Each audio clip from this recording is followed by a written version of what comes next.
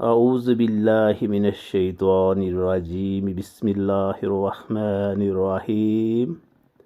ان اللہ لا یظلم الناس شیئا ولکن الناس انفسهم یظلمون۔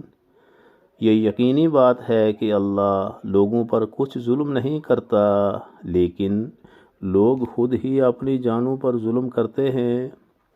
وَيَوْمَ يَحْشُرُهُمْ كَأَن لَّمْ يَلْبَثُوا إِلَّا سَاعَةً مِّن نَّهَارٍ يَتَعَارَفُونَ بَيْنَهُمْ قَدْ خَسِرَ الَّذِينَ كَذَّبُوا بِلِقَاءِ اللَّهِ وَمَا كَانُوا مُهْتَدِينَ۔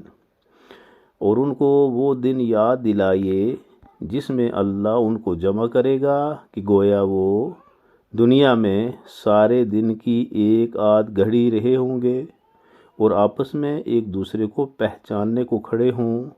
واقعی خسارے میں پڑے وہ لوگ جنہوں نے اللہ کے پاس جانے کو جھٹلایا اور وہ ہدایت پانے والے نہ تھے۔